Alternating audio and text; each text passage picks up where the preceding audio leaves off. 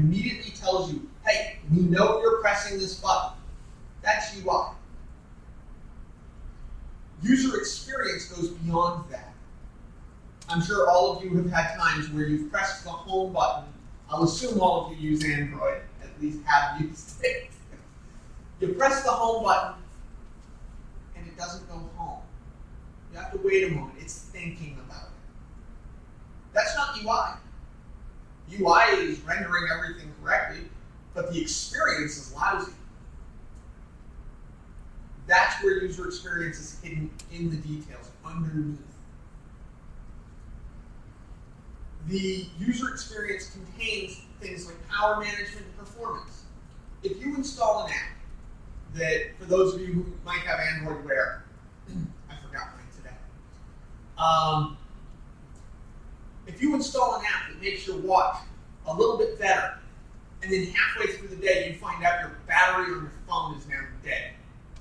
Okay, you used to get a full day out of your phone, and today, dead, halfway through. Well, for one thing, you're going to be miserable for the rest of the day as you try to limp your phone button. So you try to figure out what you did wrong. You come to find out it's this app. Your user experience of that app, despite no element of that being visible, your user experience is miserable. You're going to uninstall that app. You're not going to keep something that just keeps wiping out your phone. So there's all of these elements. If an app runs in the background and takes over and keeps the device always busy so that everything else is sluggish, poor user experience. They will eventually follow it down. The number one trick that malware uses for notifications is to try to separate you from knowing which app you installed that's popping up the annoying ads. You know, Google has made that almost impossible for them because now you can hold the notification and get app info from it. In the past, it was a common trick. They'd install some little type of adware, and when you went to go use it, or as you were using your device, just arbitrarily, you get a notification about an ad. You couldn't figure out who it was popping up these ads. That nowadays people find that if they tie that to your app, that's user experience. And they're going to mark it on reviews. They're going to put it in the Play Store. If you're developing a ROM, and we're going to get into specifics about the different types of development.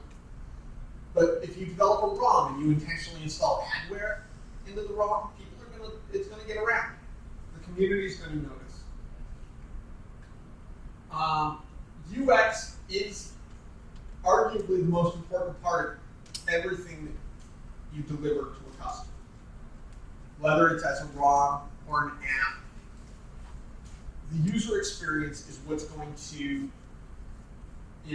hold the user. If the UI doesn't work, if the device isn't capable of delivering, you found this great trick, let's say using, Shield tablet with our, I don't know what processors in it, I know it just by a code name. It's got a powerful processor, it's got OpenGL, so you thought, great, you should see the OpenGL transition I can do. But your app is predominantly targeted towards everyone. And then they go to try to install it on their phone and the thing's lagging its way through because it doesn't have that graphical power.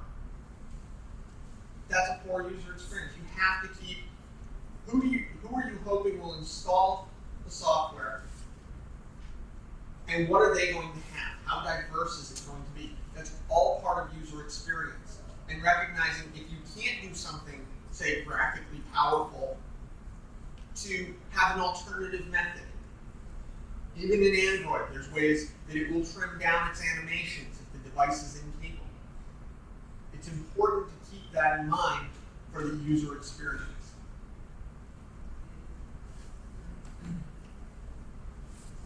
So, focusing a little bit more on app developers. When you're looking, one of the key things is for user experience, the number of screens. I mean, quite simply, it's so much easier to design your app for user experience up front than it is to retrofit user experience into something you already wrote. The number of screens that your app has matters. There shouldn't be that many. Users don't want to have to learn 6 types of screen. The screen may have different content on it, but I don't want to have to learn how to navigate it differently. If I like to use an example I actually got from Google I/O a year and a half ago.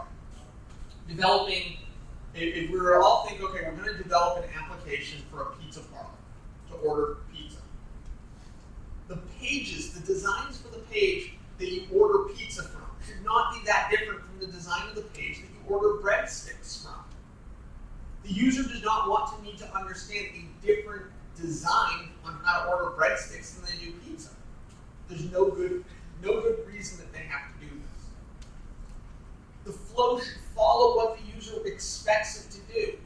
We've all seen the standard flow is to start at the leftmost page when you're going through, say a 4-step ordering process. Amazon does this. I believe there's certain parts of Google that I can't remember off the top of my head. You start with, your cart. You've got your shopping cart, your sign-in, billing, confirmation. And you expect it to flow left to right. If you suddenly think, I'm going to be different, I'm going to make it go top to bottom, or even worse, you're going to go bottom to top or right to left, you're going to confuse your user. While you might be clever, that clever is not going to equate to a better user experience. It's going to equate to a confused user. There's no need to confuse the user. You're better off if they feel comfortable the moment they pick up an app. You don't want awkward and uncomfortable motions. Games are the most notorious for this. Oh, swipe up from the bottom. Wait, except that that's where my home button is, and every time I do it, the Google Home comes up. So now I've got to make sure, instead of being able to quickly respond to the game's action, I've got to make sure my thumb hits the right spot on the screen so I don't jump out of the game entirely. It's awkward for any device with the home button. Same with the top. The top will pull down the notification bar. So keep in mind that while you own the screen, you don't own all of the screen, and especially the edges. So put in implementation and design that matches how the user can use the device physically. The user, there's only so much a user can do to get around those types of limitations. To expect the user's going to find a way to remove the home button entirely, they'll uninstall Google Now to run your game. And then finally, what is ideal for the user? So obviously, because I work with NVIDIA, we put out a Shield product line.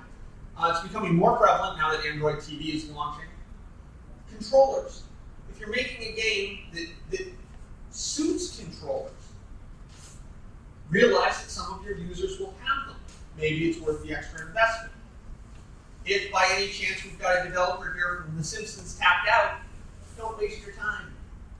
There is no way that game is going to fit in a controller model. And I have seen games do it. I have, excuse me, I have seen the unfortunate complete touch game that, for whatever reason, the developer felt the need to support controllers to say they supported it.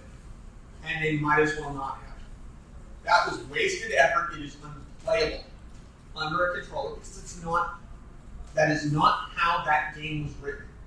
There is a reason that console games run best with controllers.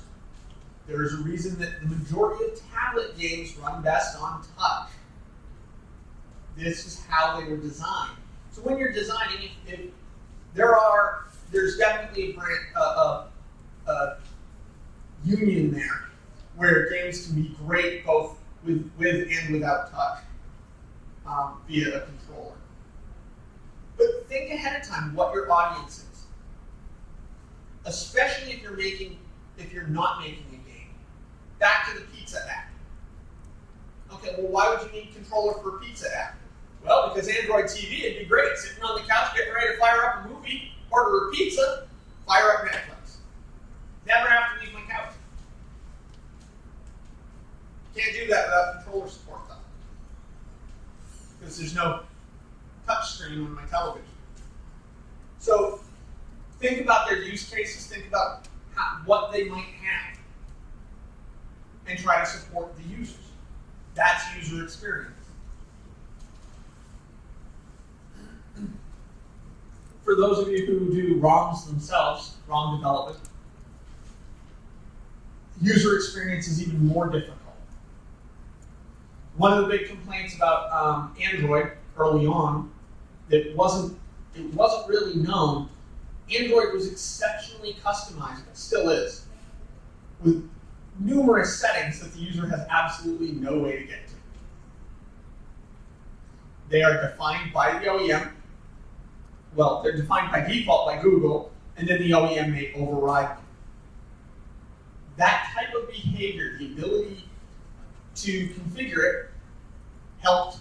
It's not obviously it's not the only thing. CyanogenMod, CM really brought to the table getting people to AOSP back when everyone was skinning it to a point where you wouldn't be able to tell what operating system it was without somebody giving you a direct answer. But one of the things CM brought was customability. They exposed settings that actually were in the operating system already, and some that weren't. They added some to add more flexibility. But they exposed the configuration. So having enough configuration so that the users, especially your advanced users, depending on your target, and you already know for your user to install the app, sorry, not the app, for the user to install your custom ROM, they've got to have at least enough knowledge to do that. So that's already setting the bar.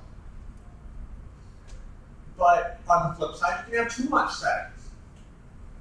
There is such thing as too many settings, too much configurability. Because once you get to a point where the user feels that there's no way to get the device right,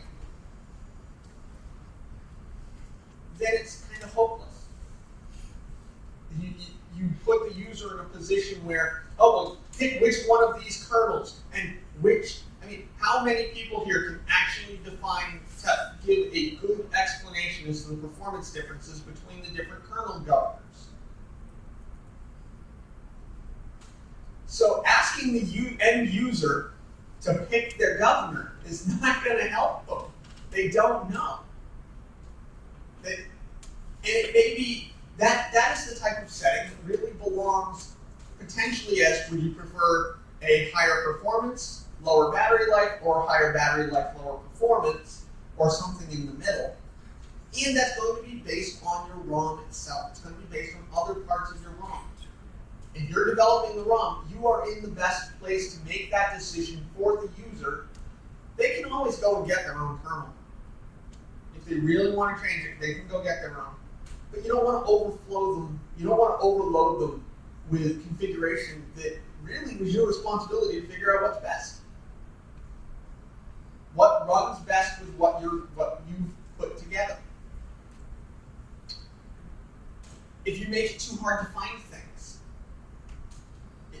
well, it's nice that you moved everything around to organize it like Star Wars.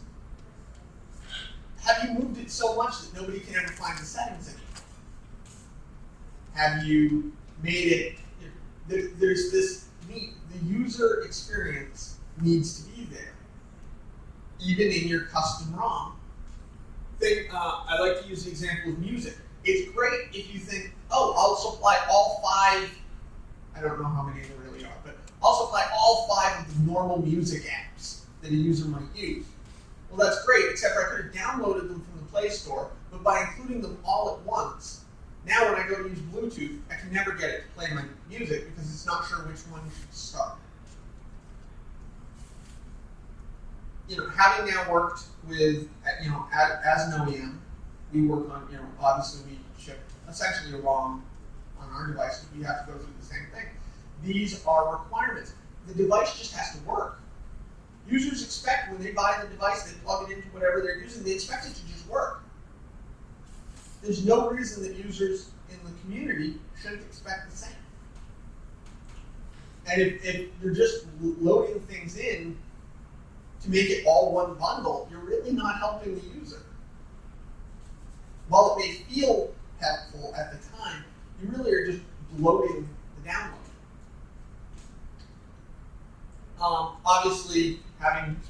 plenty of time doing my own custom ROMs. People are going to complain if it feels sluggish, if the device runs too hot, the battery doesn't last. These are all things that the user experience is going to, that users are going to notice on your custom ROM. And this is what will cause them to switch. So user experience isn't just for application developers, and it's not just for OEMs. It's for anyone who's putting something out. For the ROM developers in particular, know who you're targeting. Are you targeting the power users? Are you targeting the people who are looking for a day-to-day, hey, I'm looking for something that's going to run for 48 hours? And it is possible to make an Android ROM that will last with somewhat normal usage for more than 24 hours. But there will be sacrifices. And there will be users who are willing to do those sacrifices, but not all of them. Don't try to be the perfect ROM for everyone. Figure out who you're targeting. Maybe then you can extend it and improve the other areas. But set your goal, because if you set too many goals, I want to have the best battery life and the best gaming performance, you're going to fall short on both. Know your user experience. Note that the user experience is based on those decisions you make. Especially for those of you who might be thinking, who will be doing ROMs going forward. First boot expectations. Hey, if the device is going to take 3 minutes to boot up that first time to get everything situated, or in some cases, we don't see this as much with the newer devices. Older devices, it would occasionally require a reboot. You'd see the device start to boot and then it would reboot. That user experience, if the user doesn't know that's coming, they think something's seriously wrong. They're not expecting it. Set their expectation. Maybe you have a custom boot animation. Maybe just when they installed it, you set it. For those of you for ROM developers who might use, can't remember the name now, it's been a while since I did it. Basically the GUI-based custom ROM installers.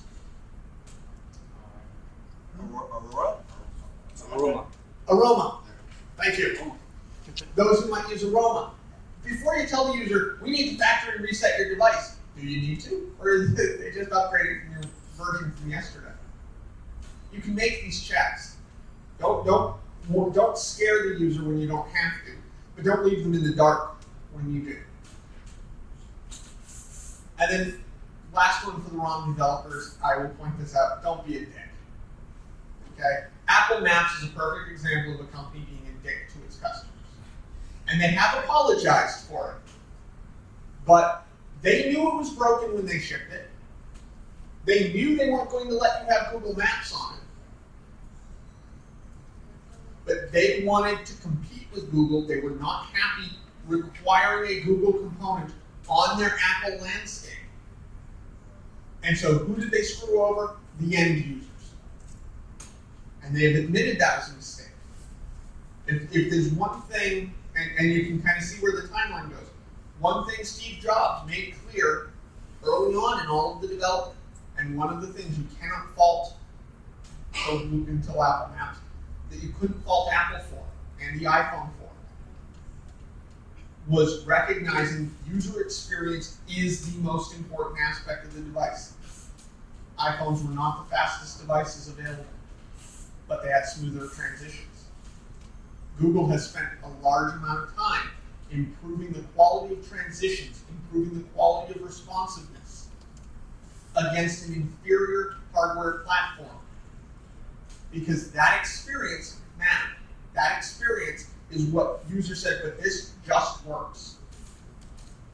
And until Apple Maps, you wanted to know where to go? The iPhone already had it. It was built in, it was Google Maps, and it knew where to go. Apple Maps represents one of the first times Apple significantly in recent time intentionally gave up user experience for business decision. And they learned their lesson. They thought, we'll improve the product. It did not work. at the end of the day, they still had to relent, and they gave back the reminders. Has it cut iPhone sales? No. Keeping the users happy, that user experience, when they're using the device and say, it just works, that's what sells the device.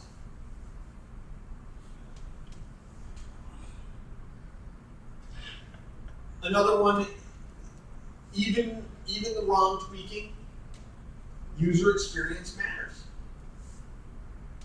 And it's easy to say, but I didn't write this. This isn't my code.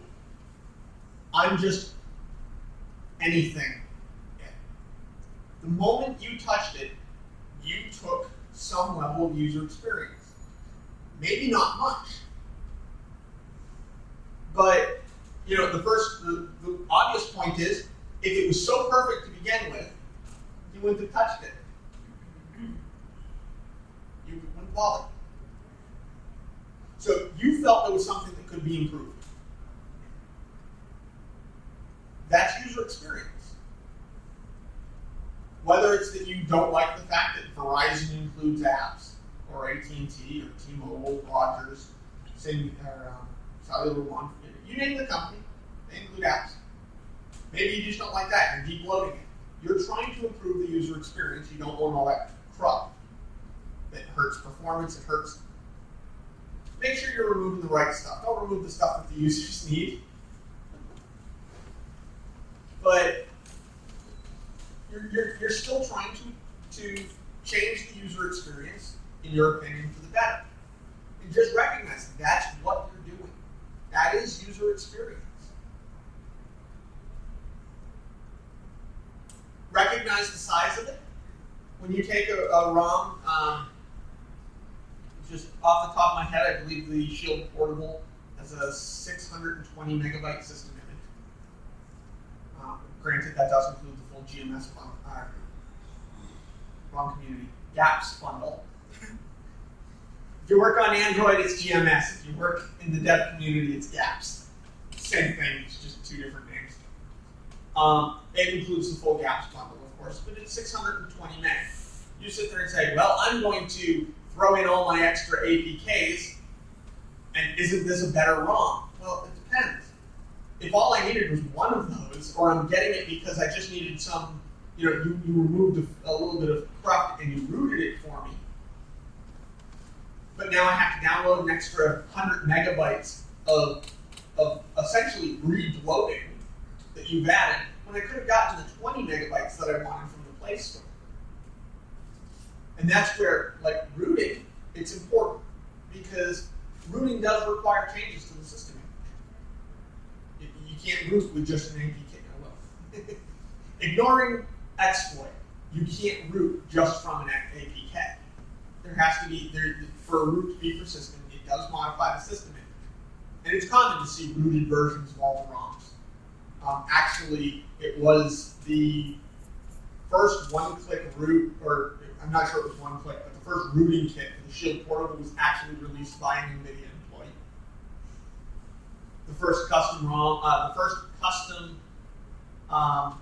recovery for Shield Portable was released by me. We do, I will give NVIDIA credit. We are open to this. We do accept things like rooting. We've actually chased bugs that rooted devices couldn't take an OTA correctly.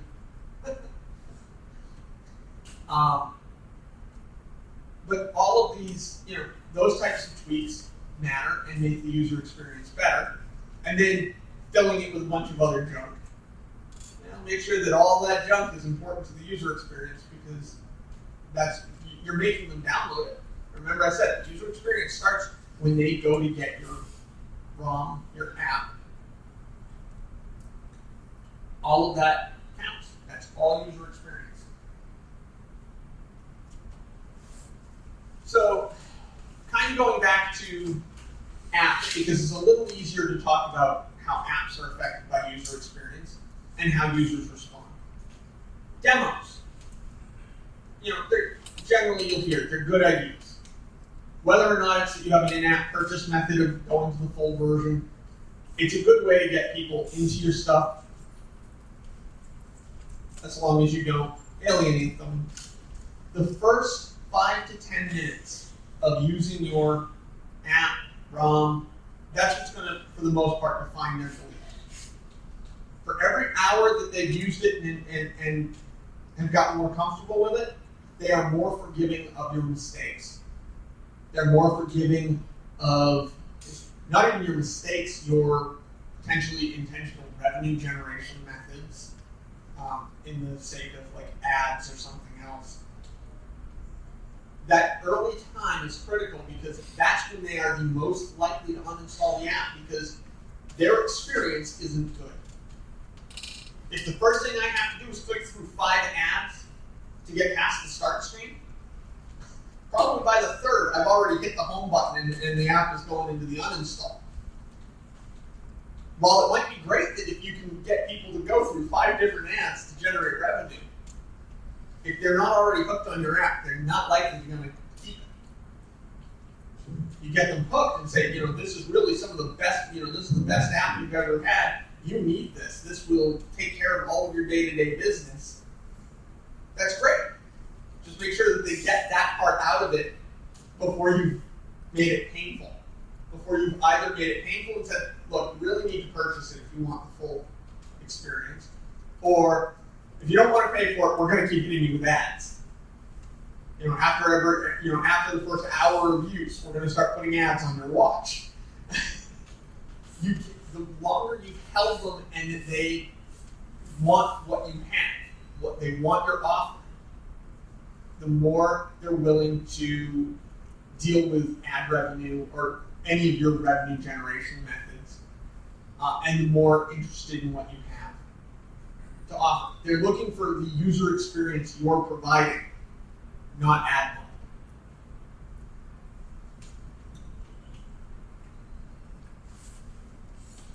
So, that brings us to the last part of user experience, which is the magic.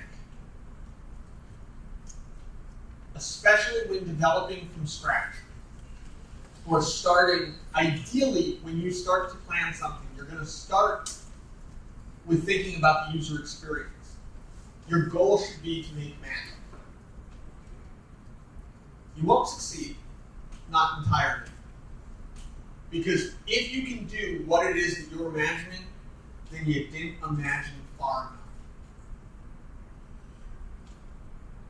There is a lot of things that a user has to do. The goal should be to make it that the user doesn't have to do anything that isn't enjoyable.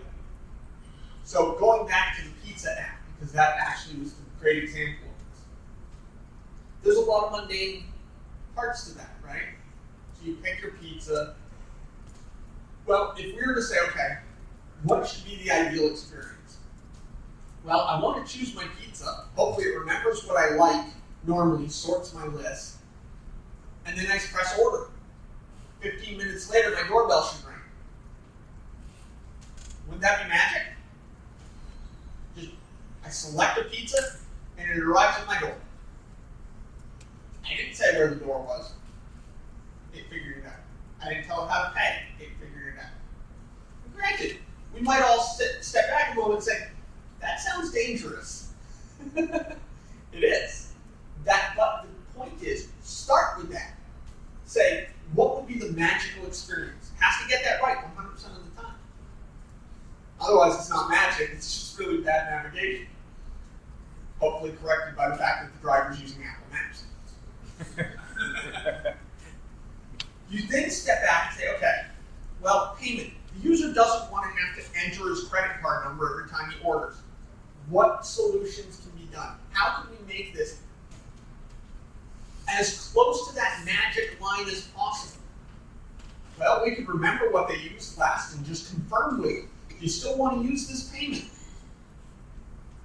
You have a Google Wallet account on this device. Let's use, do you want to use that? One button and we'll charge it to Google Wallet for you. What are the providers? What can they offer to bring it as close to that magic plan as possible? Can you, so now they pay through Google Wallet. Where's the pizza go? Well, we have GPS, we have Wi-Fi, based on the permissions you've requested, you could tell them, looks like you're home. I recognize the Wi-Fi, the locational code, the geofence says, looks like you're home. You're probably trying to order this at home. And then, so it just confirms with you. You want this for home? Oh, you're at work right now. Are you trying to order some pizza for work? We kind of know where the user is. So use that information to help the user do what, so that they have to spend less time worrying about those mundane tasks. I mean, how many people here have had to enter their credit card number into 4 different things to do just some simple ordering? Shouldn't the phone be able to do that automatically? I mean, you'd think instead of Google Wallet being so worried about, these tap to pay, same with Apple Pay, you'd think they'd worry about the inside so that anything I do on my phone, I can click Google Pay and be done. I can't charge to myself. My device cannot charge, I cannot NFC to myself to pay for an Amazon card. Why not? That would be the magical experience. Are there services that offer this? Are there services that users generally have set up? Obviously, I don't know the numbers for like Google Wallet, PayPal, but having, looking at your user base, looking at who you're targeting, what do they have available to them? And can you integrate with one of those, with a payment system? Or are you going to make them type in their credit card number, and their name, billing address, zip code, CVC, every time they want to order a pizza? It's not a good user experience. The closer you can get to that magic goal, that should always be your thought. What would feel like it was truly a magical device? Then how do you overcome the hurdles to get there without risking, obviously there was talks earlier, unfortunately I didn't get to attend it, but on privacy. You don't want to just go charging your card. Be cognizant of what you're doing, confirm those things that might charge the customer money, but at the same time, don't make them start from scratch every time. And even if you can help it, don't make them start from scratch the first time. What is the magic experience that the user would just feel good with? That's what making magic out of the user experience is about. Which leads to the other side, the dark arts. I'm sure most of you have used Google Now. Google Now walks a very careful line, and they do worry about this, of feeling over-intrusive. It is very easy for apps like Google Now to be creepy. And I have actually had less tech-savvy friends freak out about Google Now, warning them about things that they didn't remember telling them.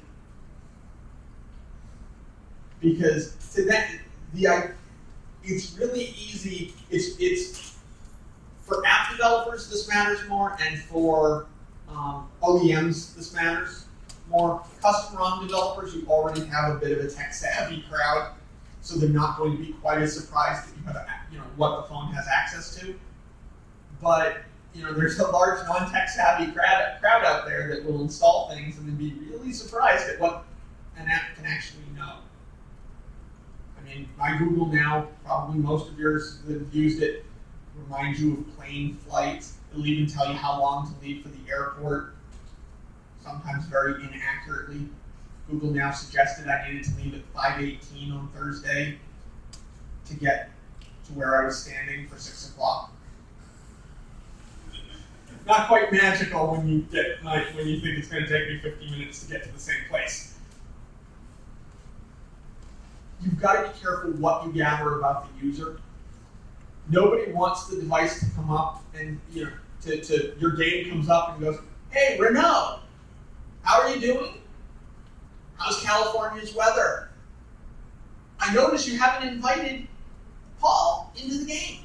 And my reply to it would be, "You're a goddamn dick. Why are you asking me this?" There's a line. Don't, just because you can get the information, don't creep out the user with why you're fetching the information. Users do want to feel some semblance of privacy. Even if it's fake. Don't creep them out. Know what it is that, let the user know what it is that you need to gather. So in the pizza app, not uncommon. You're going to need internet access. You're going to need a way to do billing. You're going to need location so that you can help them pick automatically where they are. But tell them why. And then if you say, I need to read your contacts list, you're going to have to come up with a pretty good reason why you need my contacts list to order a pizza. I got one. Bill splitting. Well, that is, you could argue that would work, but I'm not sure I actually need to be able to select the people I'm splitting the bill. It's about making sure that the magic you're creating is not creepy.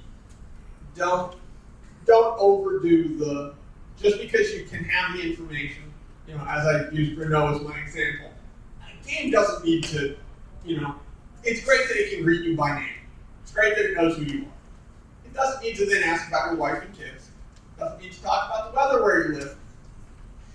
That's getting creepy. You're not expecting it out of an app. And the more you're trying to help, this is especially difficult when you work on apps. Evernote, while they're not near this at the moment, Evernote could potentially grow into that type of service where they have to walk a line, similar to Google now, of what's creepy and what's helpful. Being able to track all of my flight information is a wonderful feature of Google now when it works. But if I wanted to import my flight information to Evernote, or have a way to tell Evernote that I wanted to be able to scan that, that's something that the user needs to understand what they're doing before it feels creepy, before it feels like the device knows a little too much about you. So you always have to be careful about that magic. It will start to feel dark. This one should not, sadly, need a slide, but this has come up before. Don't exploit vulnerabilities without the user knowing. Okay? Towel root makes it very clear what it's going to do. It's going to root your device.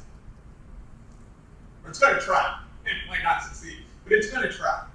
You know that going into it, but you don't expect the pizza app to root your device. Occasionally, there are apps that get a little bit of visibility because they have a vulnerability exploit in them, and they are otherwise completely hidden apps in the Play Store. A great example of this was a flashlight app a few years ago that could do different colors. Just a screen. You couldn't even use your LED. That wasn't why it was a very popular app. It got a lot of downloads. It was a free app that could change the color of your screen.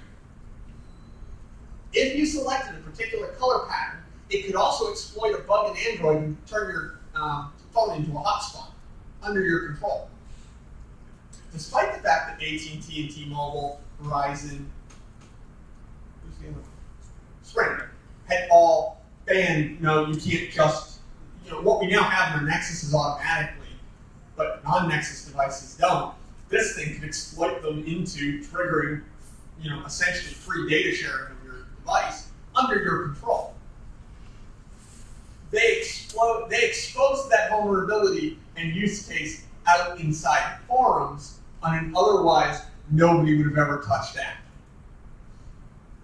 For the most part, arguably, people knew what they were getting into when they got that app because you didn't find that flashlight app any other way. That was using the fact that as soon as Google found out about it, they cut the app. But don't exploit the devices. If you find a hole, you don't exploit it unless you're going to tell the user I'm going to exploit it. I'm going to use this to be able to do things. And obviously, I'm sure more than half of you who might have Facebook remember the whole Facebook Messenger debacle. Oh my God, they're going to steal all of my audio data. Of course, what almost everyone missed was Facebook itself has more permissions than Facebook Messenger did. You already had permitted all of that behavior and more. But they noticed it on the Messenger. And it was this huge storm. And part of that mistake was that they never were clear. Why do they need the permissions they're asking for? The more clear you are on why you need permissions, the better off you do. Because there's always going to be those people who go on and troll your Google Play account, your Google Play development account reviews, and complain that there's no reason you need all these permissions. Why do you need to know if I'm in a phone call for a non-timed puzzle game? There's no good reason for this. Explaining to the users helps alleviate the dark arts problem. It helps the user understand why you need the permissions. Makes them feel better. Or it gives them more reason to say, well, I wish you didn't do this at all. In which you can take that feedback and improve the user experience as well. So, just to recap, go ahead and move it to the black slide. Just to recap, user experience is something you really need to think about from day one with what you're doing to the final shipping and beyond. It's far easier to take user experience into consideration at the front when you're designing what you want than it is to say, now how do I make the experience good? With the exception, occasionally you might have a technology that you're working on, say, you're making a new hotspot system, because that comes to mind from the previous topic. If you're creating a new hotspot system, you might try to get past the technical hurdles of that first, and then say, okay, now how do I make the experience of using this better? That does happen. It's still better if you can think of experience up front, but it's understandable that you will face your largest technical challenge first to know that you can do what you want to do and to know what your limitations are from the software. But the sooner you think about user experience, the more focused, the better you can plan your flow. And when you plan your flow around user experience, you can make the user happy. It's always going to be that beginning, that first 10 minutes that the user has it, that's going to make the largest impression, and it's going to be the user experience. The first thing you look at on a new phone, you go into T-Mobile, and you're looking at their new phones. One of the first things you do is you start trying this. You press the home button, you press the all apps. And if those things lag, that's it, you move on. Unless you're already sold on the device, you've already failed the user experience test. That device isn't going to get bought. It's so much about that initial feedback, that initial use, that it has to be the focus. And you can always tell when it wasn't the focus. You can look at devices, you can look at software and say, they did not focus. The user experience was an afterthought. You can almost inevitably tell on apps when that was an afterthought. So, hopefully that's helped a lot of you know what user experience is and how it belongs in the development cycle. Does anyone have any questions?